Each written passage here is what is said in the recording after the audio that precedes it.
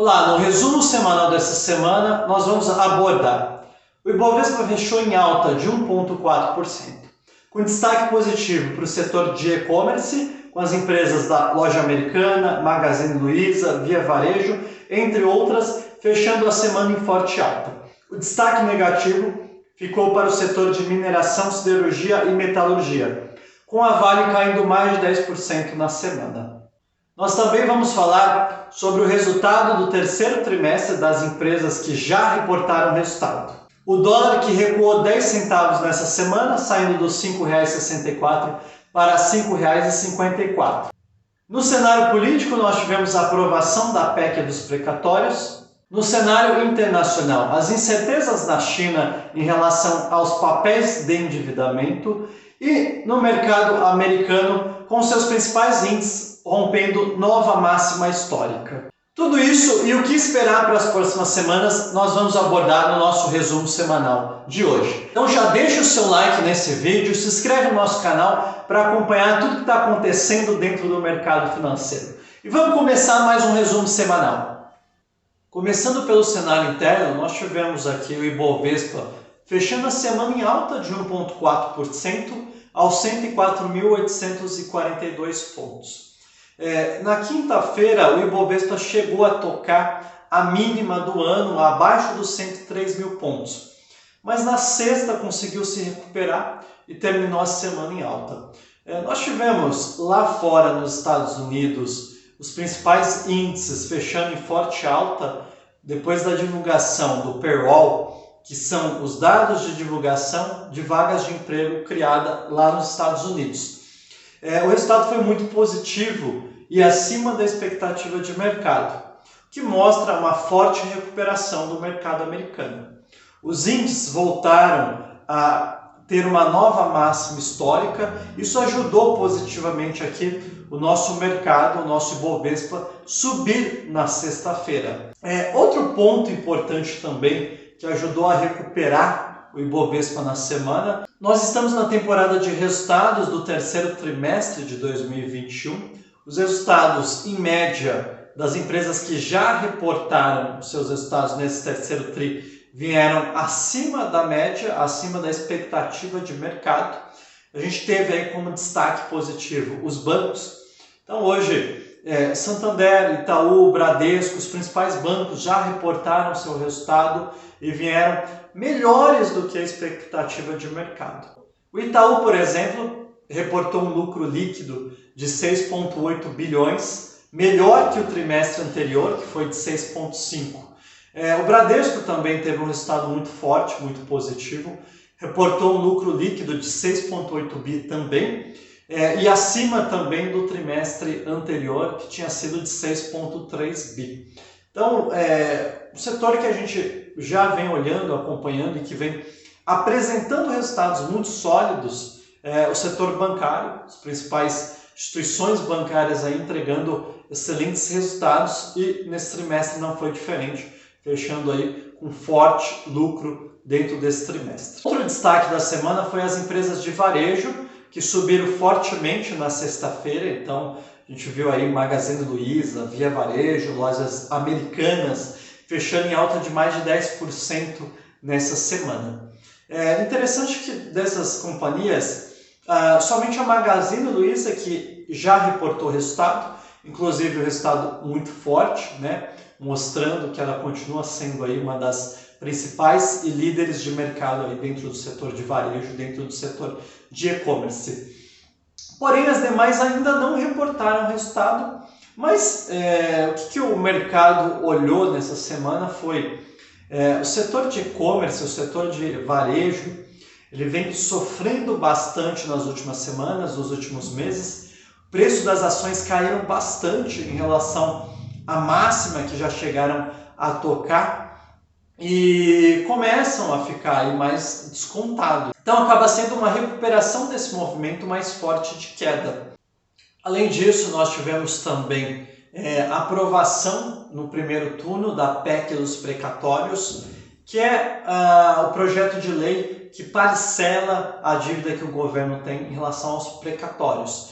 Aí isso vai ainda para o segundo turno, teve uma aprovação com uma margem bem pequena, precisava-se de 314 votos, na verdade precisava-se de 304 votos, aprovou-se com 314, uma margem pequena aí a mais da quantidade mínima necessária para fazer o processo de aprovação.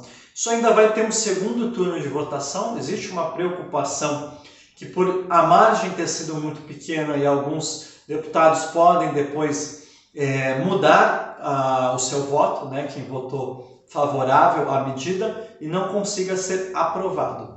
Mas de qualquer forma, deu um pequeno alívio em relação à questão fiscal do Brasil, que ainda é grande palco de preocupação aí dos investidores de forma geral. A gente tem visto a inflação muito forte nos últimos meses, Selic subindo, a gente teve o reajuste do Copom da Selic para 7,75, já tem uma projeção para o final do ano aí da Selic chegar a 9,25, então dentro desse cenário, dentro dessa conjuntura, a gente vê a fuga, principalmente no cenário interno aqui do investidor nacional, saindo da renda variável e vindo para a renda fixa. Então, isso também acaba corroborando para que o índice Ibovespa não consiga reagir, mesmo com as empresas aí entregando resultados positivos. No cenário internacional, nós tivemos a Bolsa Americana batendo novo recorde, com seus principais índices S&P 500, que fechou aos 4.697 pontos, com alta de mais de 2% na semana, e também Nasdaq e a Dow Jones fechando aí nova máxima histórica. Nós tivemos aí, conforme eu já comentei, a divulgação do Payroll, que veio muito acima da expectativa de mercado. Além disso, outros fatores que mostram que a economia americana vem aí reagindo fortemente e se recuperando muito bem. Mas o principal destaque que tem feito a Bolsa Americana subir fortemente foi o resultado do terceiro trimestre. Nós estamos terminando a temporada de resultado lá nos Estados Unidos e, até o momento, os resultados foram muito fortes e acima da expectativa de mercado. Mais de 80% das empresas apresentaram resultados melhores do que o esperado pelo mercado e isso tem feito puxar fortemente esses índices para cima. Nós tivemos nessa semana Jerome Powell, presidente do Fed, divulgando que o taper, conforme o mercado já precificava, já esperava, isso vai começar a partir de agora, né? Retirada dos estímulos financeiros, da compra de ativos financeiros por parte do Fed. E outro ponto também, o Jerome Powell acabou acalmando aí também os investidores em relação à subida da taxa de juros, falando que nesse momento não enxerga aí nenhuma possibilidade de começar a reajustar a taxa básica de juros e que isso deve somente acontecer lá para meados do final de 2022 ou início de 2023. Então, essa taxa básica de juros se mantendo dentro do patamar que hoje nos Estados Unidos está de 0,25, mantém os ativos de renda variável ainda muito atrativo e valendo muito a pena no mercado americano. Já na China o cenário é bem preocupante e totalmente diferente do que a gente está vendo nos Estados Unidos. Nós tivemos essa semana mais uma empresa do setor imobiliário, a Kaisa Group, uma incorporadora, que divulgou que pode também não pagar os seus credores. Ela tem uma dívida aí de mais de 2 bi a vencer. Ela divulgou na quinta-feira que ela pode vir a não pagar os seus credores por questão de o caixa não ser suficiente aí para pagar suas dívidas. A gente comentou, já viemos falando aí outras semanas, com as diversas regulamentações que o próprio governo chinês tem feito e com uma desaceleração do mercado imobiliário lá na China, essas empresas que estavam extremamente endividadas, extremamente alavancadas, viram suas receitas diminuírem e suas linhas de crédito serem cortadas. E agora tem enfrentado dificuldade.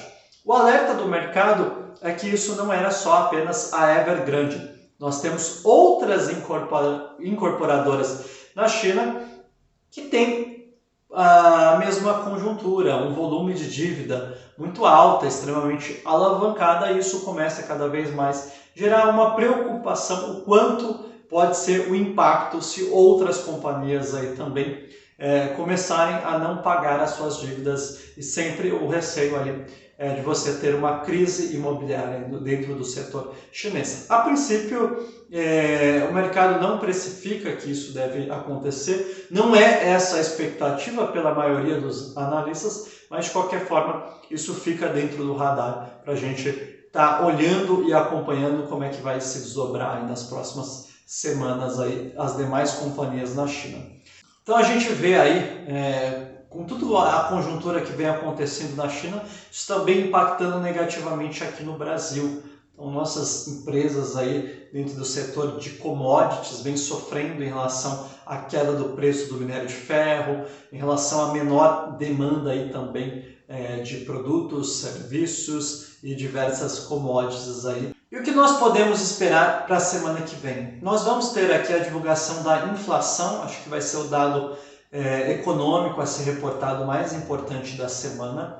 O mercado projeta uma inflação de 1,06% para o fechamento do mês de outubro, o que traria a inflação para 10,48% nos últimos 12 meses. Então, esse é um dado importante. Se a gente tiver um valor aí abaixo, isso tende a ser positivo. Se a gente tiver um valor acima, isso aí acaba atrapalhando e até pressionando o Banco Central para que a alta da Selic continue e seja talvez até mais forte do que a gente já tem aí de projeção hoje para o fechamento do ano e também, principalmente, aí para o ano de 2022.